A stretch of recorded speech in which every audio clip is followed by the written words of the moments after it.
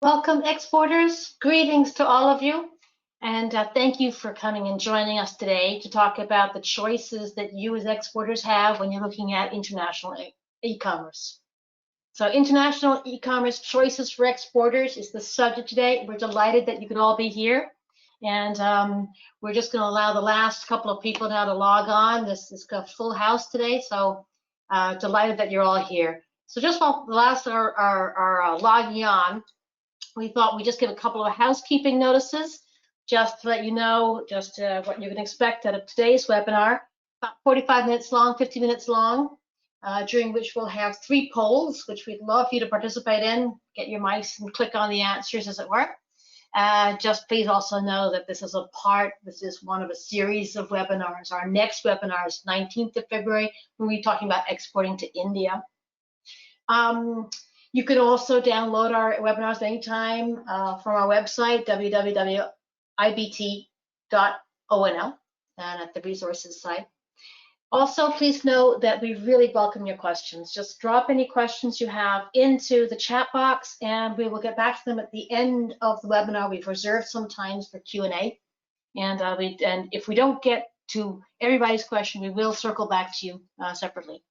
And then you can sit back and enjoy the webinar because you don't have to take notes. We will be sending you a recording of the webinar in your email box in trays on Friday. So check out your inbox and you should have the recording on Friday. Last but not least, we would really appreciate it if you could fill out our tiny survey. We only have 5 questions, yes and no questions, at the very end. So after I end the webinar, it pops up on your screen, and you just click with your mouse on the 5 questions. It really helps us design new, better content for you, and to make sure we're addressing the right thing. So, please do fill out our survey. So without further ado, let us give some introductions. So my name is Susanna Hardy, and I'm Chief Content Officer at IBT Online. I've been with IBT for many years now, and what I think, although my role at IBT has changed over time, and really reflects the importance of content today. We've moved that up and has a separate division now within the company just for content creation, making sure that the content we have for our clients is really on trend and good. With me today, I'm really delighted to have our Business Development Director, Jeff Artis. Jeff is a well international traveled executive who's been helping companies go international from all parts of the globe. He comes from a background in logistics, and Jeff is based in Massachusetts and sort of the New England area. So I'm really delighted that Jeff could join us today to talk about e-commerce. Now, a quick and very brief just explanation and introduction to the company itself. So IBT stands for International Business and Technologies. IBT Online, we've been around since 2002. We're a US company, and we've worked with, I think it's near 500 companies altogether. We've worked in over 20 languages. Actually, these are out of date. We've worked over 25 languages, over 40 countries, and we have teams in the Americas, across Europe and Asia. So our space is the online world and the international business world. So those are our 2 focus groups. That's what we do. We do online, international. And if you are interested in knowing more about us, please go to our website. Just know that we work actively with, U.S. partners, for example, the small business development centers, the SBDCs, Export Tech as well, where we work a lot with them, and then with the U.S. Commercial Services. We're also very proud to be working in over 18 U.S. states with state programs. So that's sort of us. And as I said, please get a hold of us if you have any specific questions. Now, what we're going to be talking about today is, Jeff and I split it up into sort of 5 segments to try and sort of really focus in on the national choices that you have in terms of e-commerce. And we decided to start this off with something about the buyer's journey and what does that mean. And then we're going to be talking about a sort of big, broad brush landscape view of global e-commerce, which Jeff is going to manage to to, the entire world is going to be presented by Jeff on a slideshow. Then I know you're talking about the e-commerce choices themselves and what the various choices are. A few little case studies to illustrate this, and then we've got time for questions and takeaways at the end. So without further ado, let's start with the buyer's journey. And what do we mean by that? Now, probably most of you have seen this before. This is something, bear with me here, because it's kind of like basic sales and marketing. But I think sometimes it's really worth remembering some of those basics. And particularly when you're looking at export international markets, which can be very challenging on these things. It's worth remembering what this means. So the core of any sales and marketing experience is to attract, to engage, and to delight. In other words, you attract strangers who then become prospects, who then become customers, who then promote you to other people. All of this is basically about, for us, it's basically about how to use your website and how to engage people online. It's about being found, being understood. So, once strangers find you, they're no longer strangers, they become prospects, they understand you.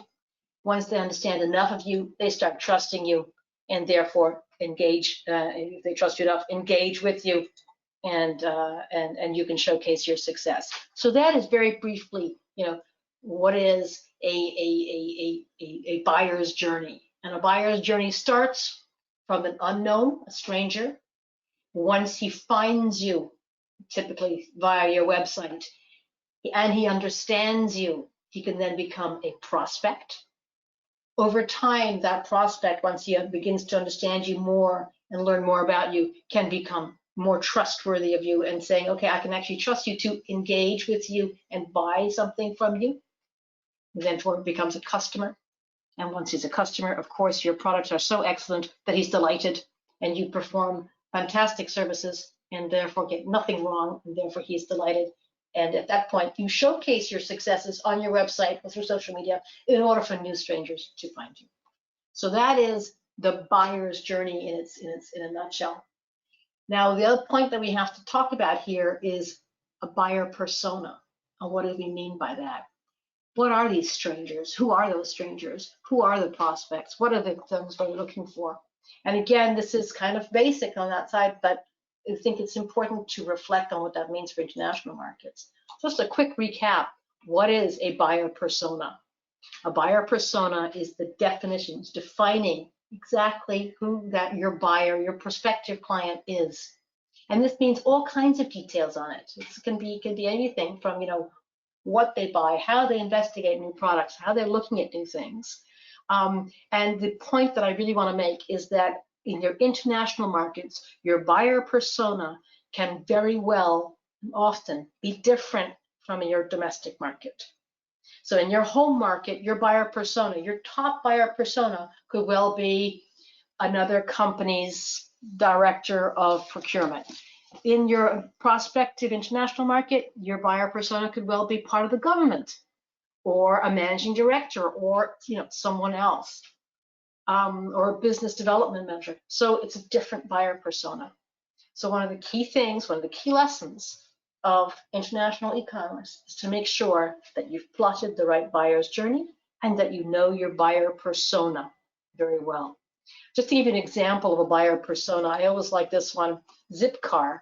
I mean, Zipcar have really defined their buyer persona. In fact, they say it in their mission statement. Their mission statement says, that we service urban dwelling, educated, techno-savvy customers who worry, blah, blah, blah, blah.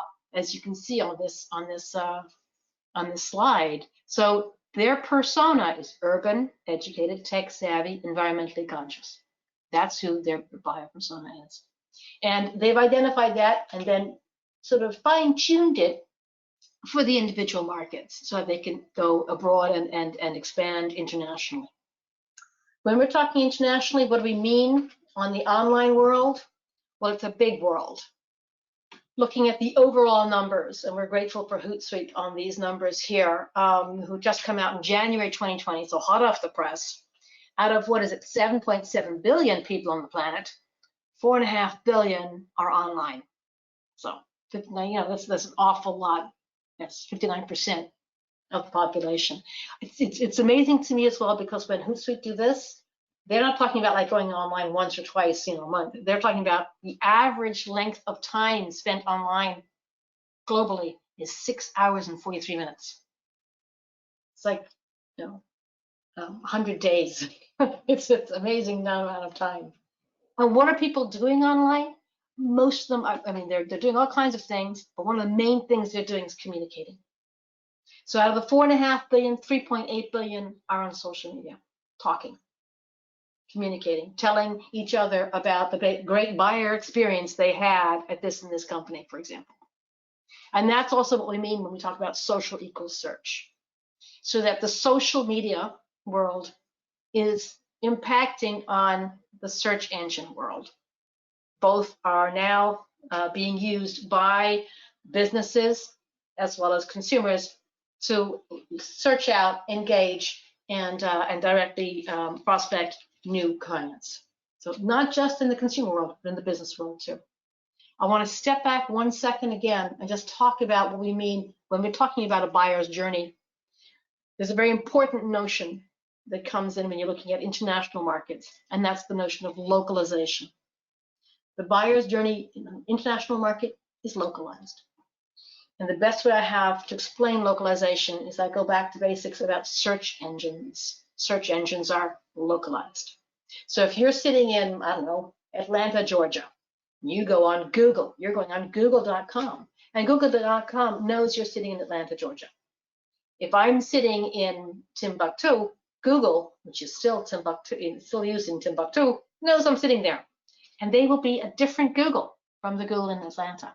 So Google Germany is in German, and it says this person logging on to Google Germany, google.de, wants to have things that are relevant for them in German. And that's going to be the priority. But it's not just language, it's how it's structured, all kinds of things. So don't think of Google as one Google. Google is not one Google. Google is lots of different Googles. Google is localized. It's specific to each country and specific market.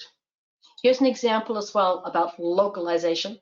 And again, this is going to get really important for your e-commerce. How are you going to label things? How are you going to make things people find you? How are you going to engage in that buyer's journey? How are the strangers going to find you? You need to use the right keywords, for example. Keywords differ for each market. Here's an example between Mexico and Spain. Same language, different keyword.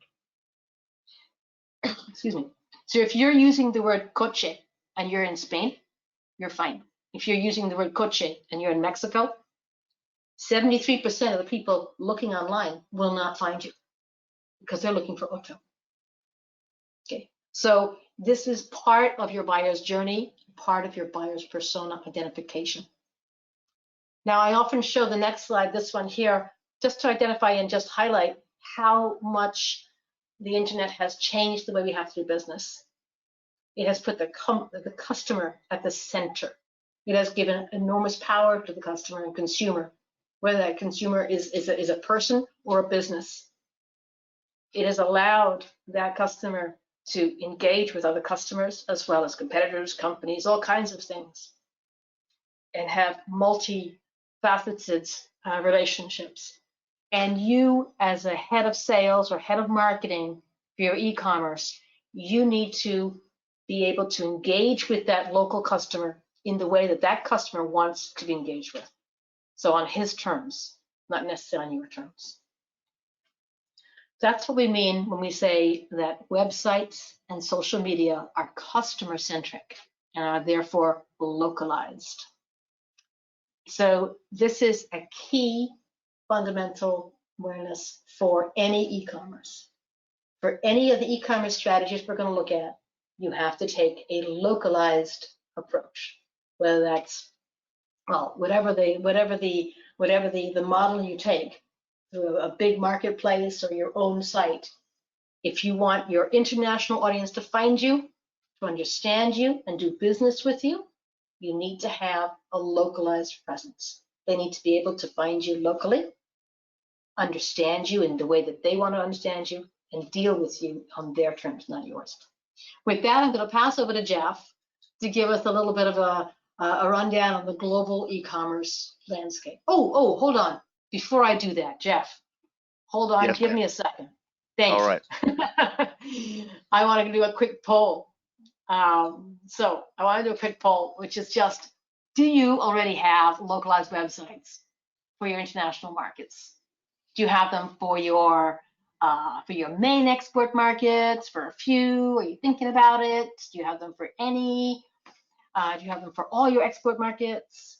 Let me give you some feedback. Some of you are still clicking away there, but some feedback is the majority of you have localized websites for a few export markets.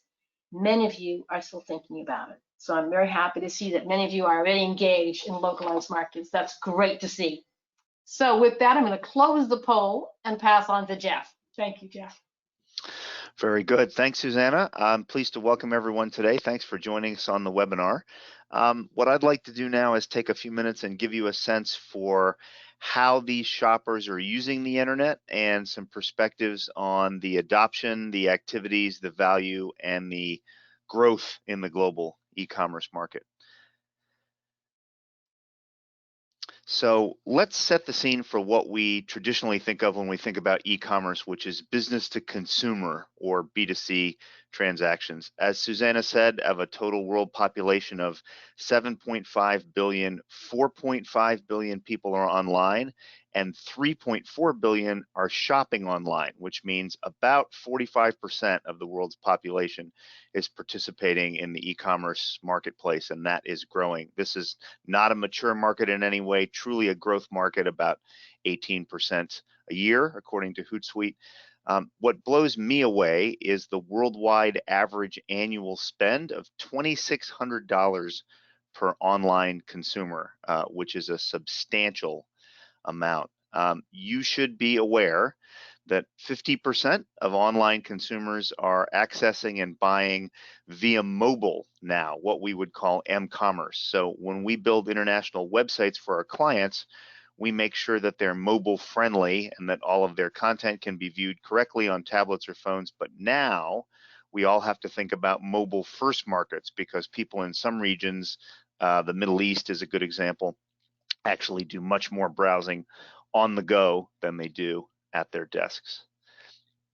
So first things first, let's define cross-border e-commerce as selling products or services across borders. So from your company's home market, say the United States, to another market, Canada or China or wherever it is, via online sales and marketing. So where is all of this online purchasing happening? The US is pretty big, about $560 billion e-commerce market. But as you can see from this map, China is really the powerhouse, much bigger, with about a $740 billion annual spend on e-commerce. The UK is third. Germany is number 5. Actually, if you were to roll up all of Europe together, that's a pretty substantial market. Asia, particularly Japan and South Korea, along with China, also has quite high internet penetration and participation in e-commerce. So the lesson here is that as you develop your company's e-commerce strategy, it's important to consider your particular priority markets and the best way to market to them in order to raise your brand visibility and drive sales. So on the next slide, we'll see that e-commerce truly is a global phenomenon. Certainly global, but here in the United States, we are not as ahead of the curve as we'd like to think we are. The worldwide average for e-commerce adoption is about 74%, but it's at 76% in the US, so we're just barely above the world average. Interestingly, the adoption of e-commerce among consumers isn't necessarily driven by economic development. As you might think, it's more about shopping sites starting to cater more to the language and cultural preferences in different countries. And one great example of this, if you have a chance to do some browsing, is Apple. They're an excellent example. They've actually launched more than 100 versions of the Apple website in different markets around the world. If we look at this, if we look at e-commerce growth country by country over a long time span here all the way through 2023, you can see that the size and the scope and the scale of the global e-commerce opportunity for your products is just massive. Still at the top of the list, China is the dominant player, but what really strikes me about this list is the double-digit growth for all of these countries, 20 to 40% all the way down the line. So you should be sure to, as you're choosing new markets to sell in, be sure to keep an eye on some surprising growth markets for e-commerce. Canada is one, obviously the favorite trading partner of so many American companies. Even Russia is coming on strong. What's interesting also is that India, it does not appear on this list, although by all indications it's becoming one of the strongest internet and e-commerce growth markets. In fact, as Susanna mentioned, our very next webinar coming up in 2 weeks on the 19th will be on marketing and exporting to India. So we hope you will register for that as well. As we have a look at the different types of e-commerce activities and shopping habits online, again, you can see the urgency of adapting your customer shopping experiences for mobile use, which outpaces desktop and laptop. But this highlights a few things. One is that the importance of search engine optimization, SEO, is critical. Search engines have now eclipsed TV ads as the way to discover new brands and products. Search engine marketing can also be a very effective marketing tool in the digital world to help you earn the highest site ranking that you can. But the local user experience that we spoke of on your site and in your online storefront still has to be a priority, no matter what platform you're using. And in a few minutes, Susanna will talk about the pros and cons of some of these options. You might be interested to know that 66% of internet users use a shopping app, which is actually comparable to the usage of watching videos and using navigation maps. And it probably won't be any surprise that 75% of online shoppers buy something an average of about once a month. But what are they buying? I always find it interesting to look at what consumers are buying online because it has definitely changed over the past few years. Fashion and beauty is the #1 e-commerce category, at least it is in my household.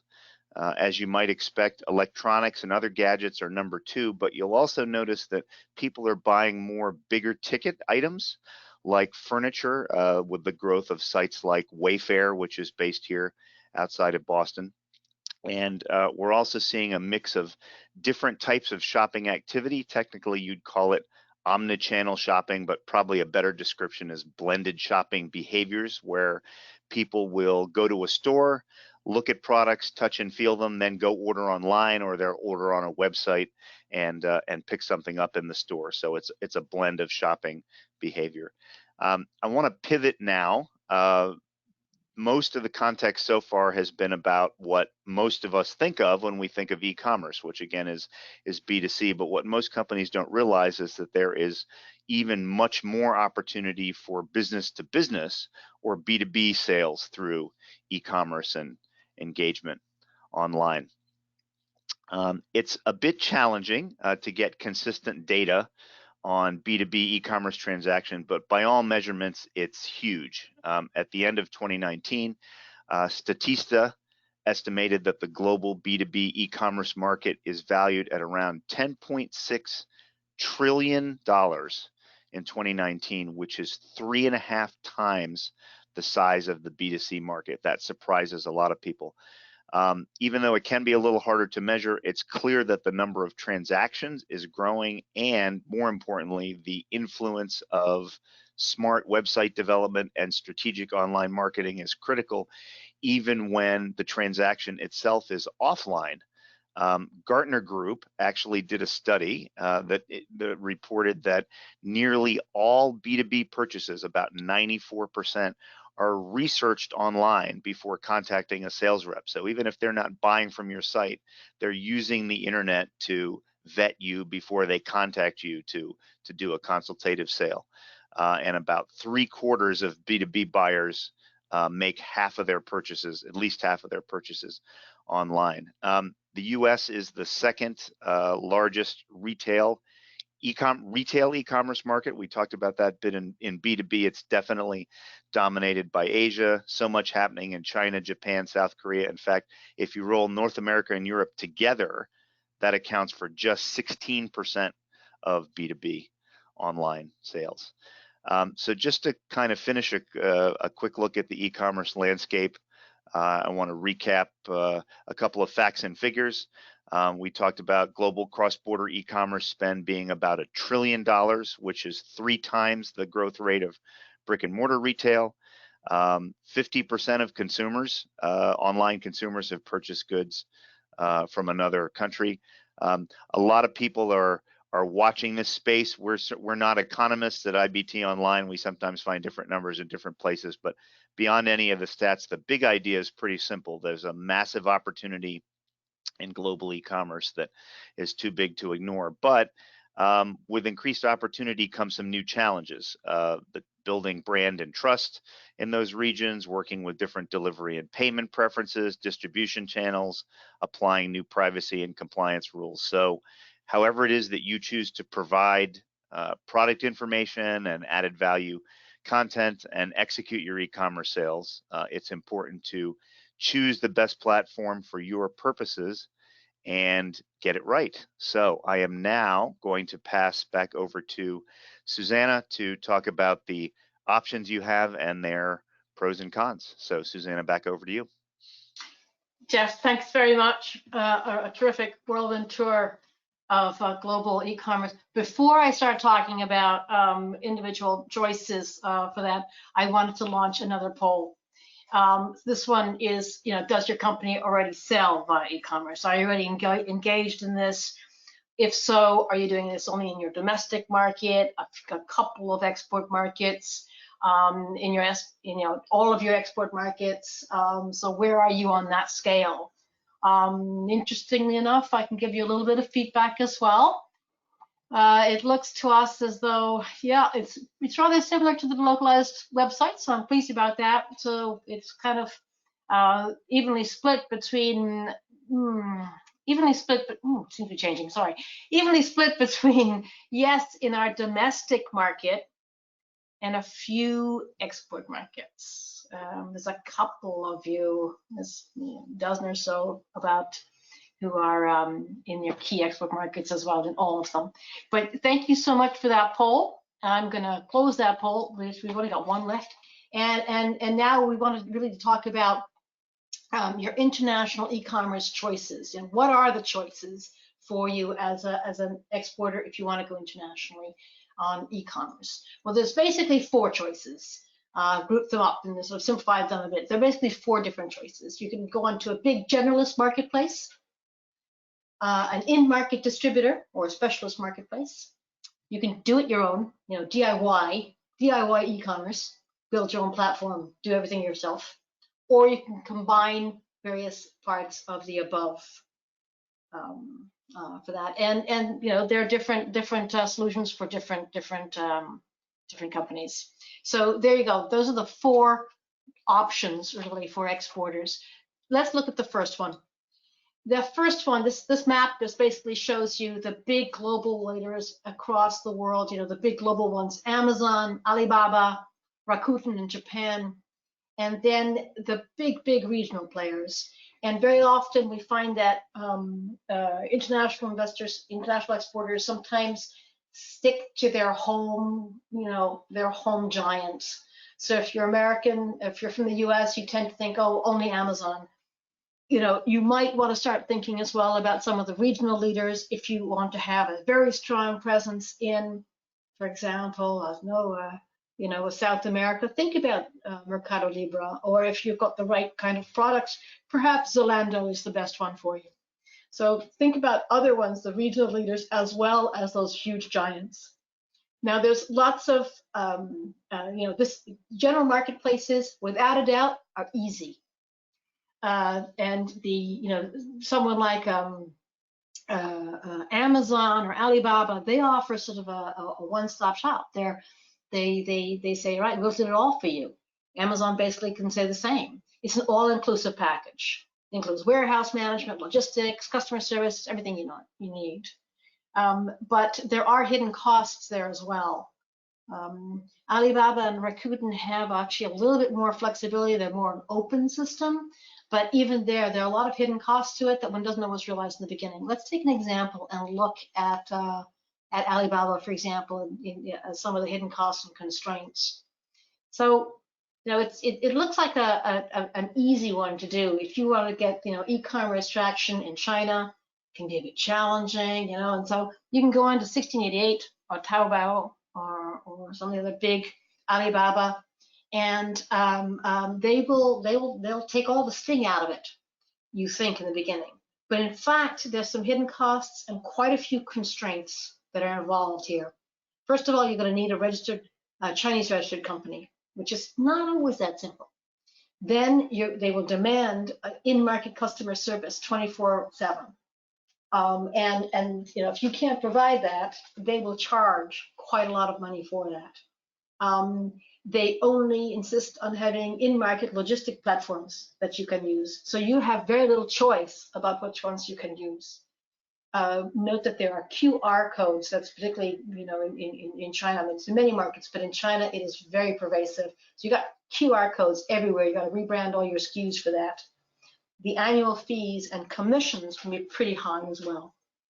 Finally, I would note that although it looks like you could do your own marketing, the only pay-per-click that you can use on Alibaba is the Alibaba one. So it's exclusive to Alibaba for the pay-per-click. So indeed, you're quite limited on your scope on this. Looking at specialist marketplaces and in-market distributors, it looks they can be lighter. They're certainly easy and quick to set up as well. And this suits much better companies who have strong in-market distributors. There tend to be two types, either a very broad category. And here I've given an example of a DIY company or an electronics distribution company. So they do multi-brands and they do multi-categories. Or you'll get a very focused vertical. And here I've given two examples. One is Rexel, which is a world leader, European leader in electrical supplies, and the other is an organic company that is Tree of Life. So they can be these very industry-specific verticals. Now, many companies opt for distributor websites when they just start out trading internationally. You can see why. It's easy. The distributor takes care of all the marketing and inventory and so on. And it looks like a great solution if you're starting out in a new market, and especially if you have good relationships with your distributor. However, there's some serious drawbacks as well. Now, I've tried to group just in one slide all the drawbacks on the end, but also all the advantages of both generalist marketplaces and those specialist or in-market distributor marketplaces. They are all relatively quick to set up. You basically just allow the marketplace to take charge. The advantage as well is most of them offer sort of a one-stop shop. They will look after the payment solution. They'll look after the fulfillment or logistics solution. So those are the big advantages of using an Amazon, an Alibaba, a Zalando, or your distributor in-market partner. The disadvantages, though, are significant, and they sort of grow and increase over time. And the biggest one is simply the limited brand development. Your brand is somehow eclipsed or merged with either your distributor brand or eclipsed by other brands on the website of Alibaba or Amazon. And you have to sit side by side often with competitors. You have almost no marketing control if you only allow it via their websites, their marketplaces. Again, very difficult for that. There are ongoing commission and fees. Some of them look light in the beginning, but they grow quickly, and they certainly add up quickly. There are other costs which you don't always think about in the very beginning, which suddenly start adding up as well. And finally, you can have some conflicts of interests, not just because you could be on the same page as a major competitor, Even with an in-market distributor, you can, that's not always a relationship which lasts for eternity. And there can be, there can be some conflicts of interest over time. So those are sort of the big disagree or the disadvantages and advantages of both the generalist marketplaces and in-market distributors. Now let's look at a DIY. So this is, build your own e-commerce platform. There are lots and lots of platforms to go to. There's lots of different types of plugins that you can choose from, as well as some very big names, Shopify, BigCommerce. And people like WordPress is a good example of that.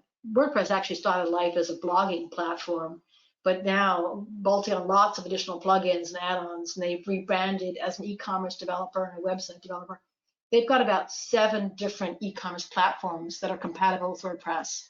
The largest, which you might know have heard of, is WooCommerce. WooCommerce powers about nearly 20% of e-commerce websites on the entire internet, especially for B2C. It's known for B2C. The important point to take on board, though, of all of these is to choose the right one for you. Most importantly, if you're going internationally, is it multilingual? Some of them aren't. Is it right for global and international business? How easy is it to add the widgets or plugins that allow for different types of payments or different languages? And obviously, is it scalable?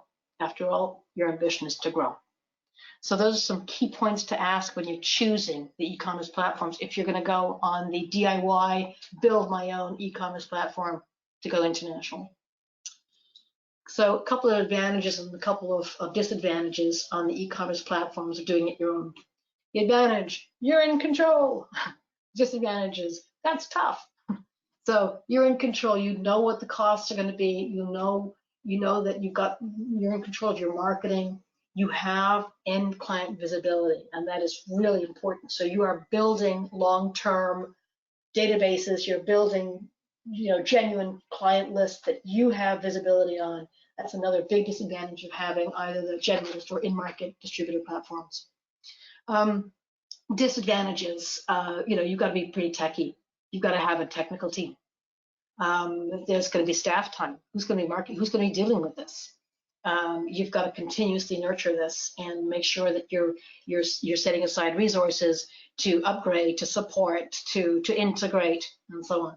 And then the logistic, payment, and marketing side can get very complex once you start looking at different markets. Now, if you start looking at 2, 3, 4, 5 different types of big international markets, you're going to have different systems in each one. It's tough. So there's a fourth one as well, which we particularly like, which is basically a combination of any of the above.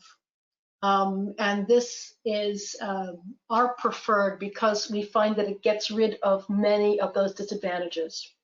And here our suggestion is to build a localized website for your company. If you want to trade, sell online in France, build a .fr company website for your company. And from there, you can choose of the 3 ones you want to be in. But having your own website allows you to be in charge of a lot of those aspects that you need to be in charge of, like product development, marketing, brand development, even visibility on end clients for that. So having a localized website and reinforcing that with online marketing will do away with most of the disadvantages, or at least mitigate some of the disadvantages of having either a generalist marketplace or a specialist marketplace, or your own e-commerce platform indeed. So we would always recommend having a localized website with online marketing for your target markets. So just summing up of the above, of the advantages and disadvantages of the combined approach, that's a localized website plus, say, a specialist marketplace or whatever. The pros are clearly that you get all the advantages of having that in-market distributor, and you have the advantage of having sort of an omni-channel and brand development and market information and market field. So you basically have a market space.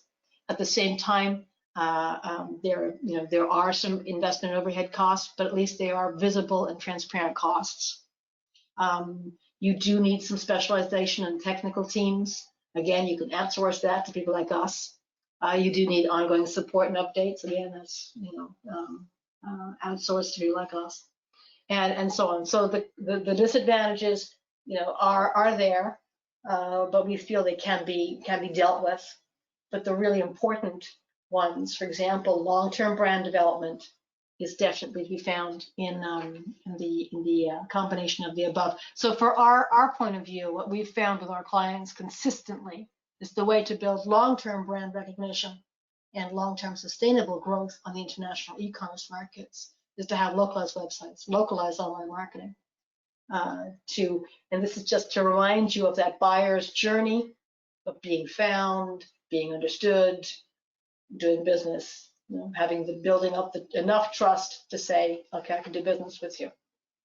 For that, I'm going to talk you through and thank you, by the way, for your questions. I can see them coming in, but we love to see those questions coming in. Talk you through very quickly some case studies on this. But perhaps before we do that, I'm going to launch my third poll. What is your biggest e-commerce challenge? Is it fulfillment, tariffs, payments? Now, a good 3/4 of you said that you're already involved in e-commerce and have some response about this. So I'm getting sort of, just to let you know, what we're starting to see. We're getting, trickling through. We're getting little bits of you saying, a little bit of fulfillment, a little bit of tariffs, a little bit of payment, a little bit of brand awareness. The vast majority of you, vast majority, is saying lead generation, and that's interesting. So thank you very much for that. Yeah, I could just say it's just being reinforced. There's a couple of you still voting now, but it's the vast majority are saying lead generation. That's where we're getting our biggest problem now. Again, that's for us is all about using your web. So successful international e-commerce. We want to give you some examples. The first example I have is a company. It's a U.S. company, and they make paper cutters. They're not a very tech company. It's not very high tech, but they've been around for over 100 years, and they are a world leader in paper cutters. And they service lots of different verticals: food services, school art supplies, florists, gift shops, every kind of thing that cut paper, they're there. And they have basically transformed their business by saying, we are a world leader, but how do we engage in our markets? At the moment, we have, at the beginning, they had just in-market partners, these in-market distributors. But what they wanted to do was to generate leads for those in-market partners who would then do the e-commerce fulfillment.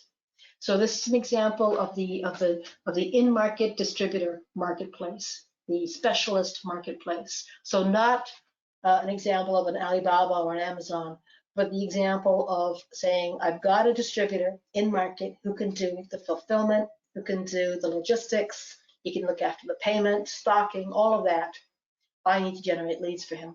How do I do that? I do it via my own brand, not the distributor's brand. So I need a local website in Germany, China, Spain, Australia, Turkey, UAE. And from there, I can generate leads through online marketing and search engine marketing. So we started out with just building 2 websites, UK and Germany, for them to see how that would work out. And then once we refined it a bit, just really rolled that out across different markets, localizing it for each different type of market. So different types of products, different types of markets in each one. Each case was linked into the distributor, who then does the fulfillment side. One of the things that was really a strong objective was to have visibility on the end client, therefore being able to build a database and build real brand recognition. That was a key objective of the company. And that was the way that we found that they could do that. So they added more markets over time, and then for the we look after the U.S. and then actually they circle back into their U.S. market in the end. In terms of the kind of lead generation they were doing, this was clearly it. The objective of the social media marketing that they do, or that we do for them, across these various websites, is to generate leads for the local distributors, to generate leads for their in-market e-commerce partners, platforms. So it's driving, in this case, in the case that I've done here, was for the UK and German markets at Easter time, targeting the buyer persona of school, which is one of their verticals at Easter time, and to build a sort of what's called a pixel audience for the teacher persona for the distributors to also then focusing on. So that was a very clear example of the strategy being taken and then being rolled out across markets and through social media. Another example, and again, it's interesting because you polled your big problem is lead generation. And here's an example with target. The objective was lead generation for the local distributor who would be doing the e-commerce. Here's another example, and it's really, I took this example because it's a little bit the opposite. It's a very, very highly specialized product. They don't really have, they do not want to go through local distributors who have potentially other products. It's a very unique product. So it's really all about, establishing brand awareness and establishing even the awareness of the product.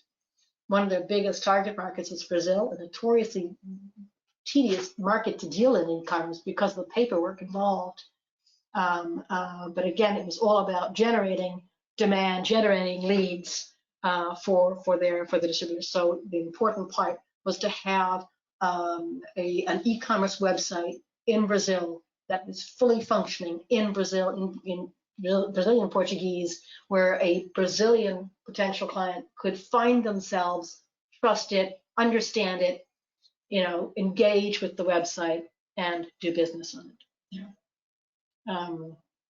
So that's another case. And again, it's all about this localized marketing.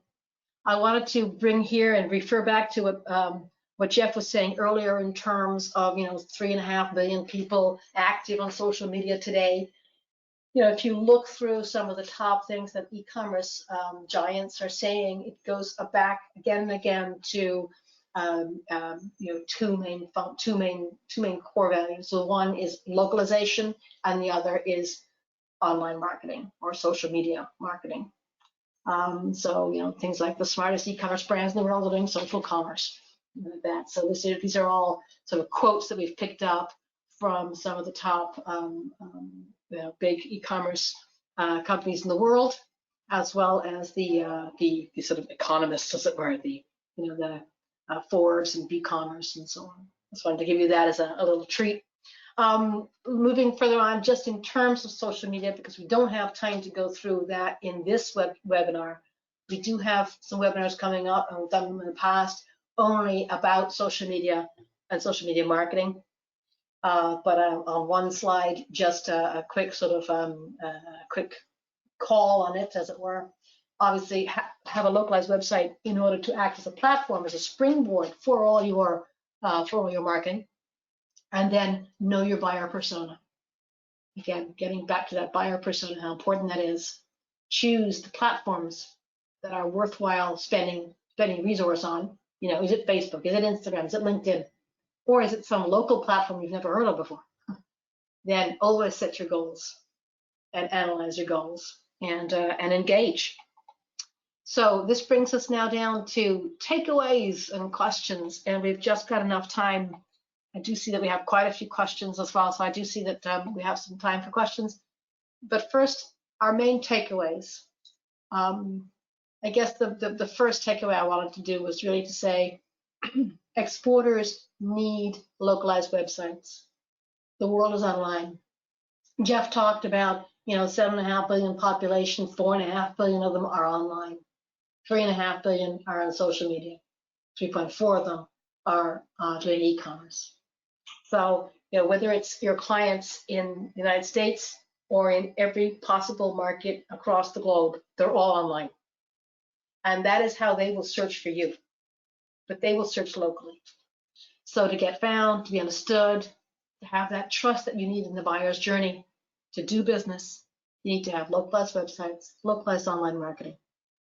So that's number one.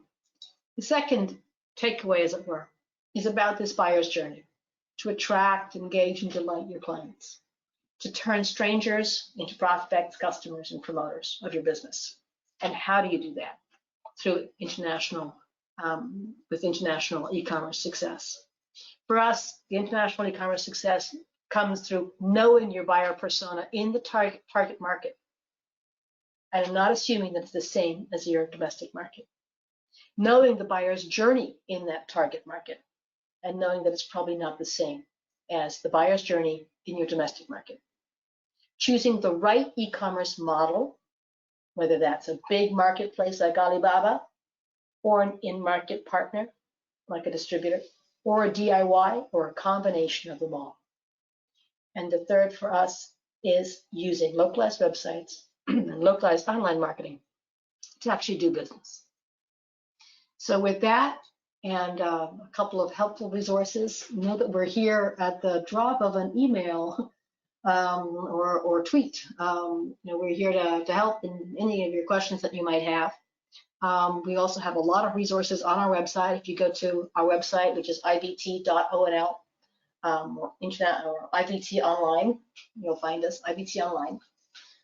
You'll find us to check out some of the resources we have. There's infographics like this infographic here on social media, or webinars or whatever. Finally, there's lots of resources. This webinar particularly relied on Hootsuite and HubSpot. That's it. Thank you so much. Here's some questions now, and I'm going to start with a question for Jeff. Jeff, a very specific question about logistics, which I thought would be right up your street. So I'm going to hand it right to you if that's possible.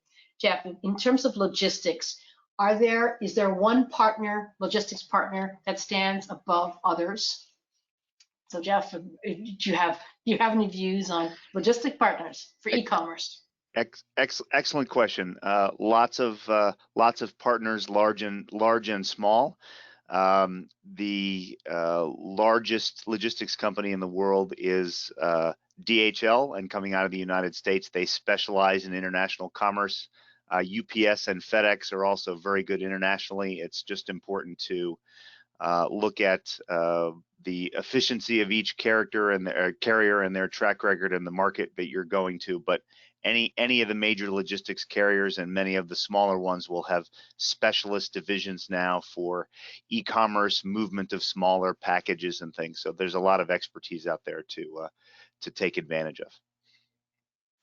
Thank you very much, Jeff.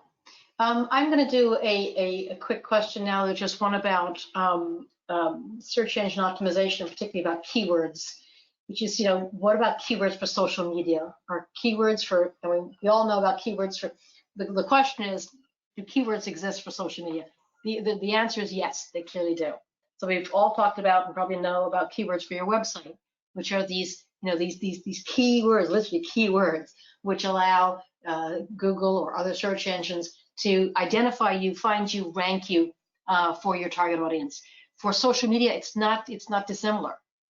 They have similar crawlers who go through and identify social media types and social media responses. So definitely, particularly given the huge volume of social media advertising, social media marketing going out at the moment, it's really important to be on trend and on tag for all of your social media across different markets.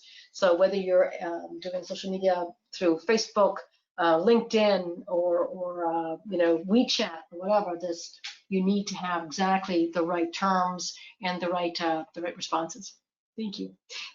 Jeff, a question for you, another one for you, which is, hi, we are a US manufacturer. We have some export sales. We're now thinking about more e-commerce. Where should we start? There you go, Jeff, a clean blank page. Where should we start? There you go. Lots of opportunity in front of you. So whether you're an accidental exporter and you're just reacting to maybe an order that's come in on your website or a referral, or intentional, it's important to choose the right markets to start in. So think about where your low-hanging fruit is.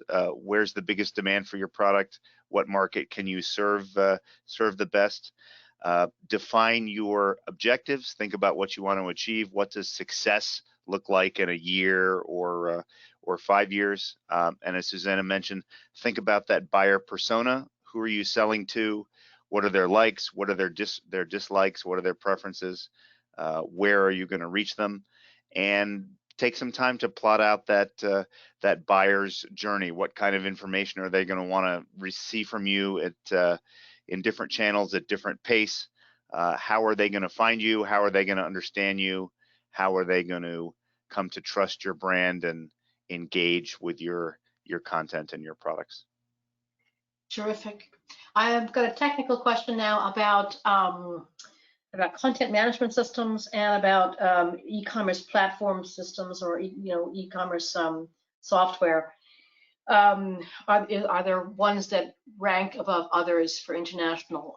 And I guess it's similar to Jeff's response on the logistics. Most of the large both content management systems and e-commerce platforms today that you can use are geared towards international. All the big ones, Magento, WooCommerce, they're all fine for international.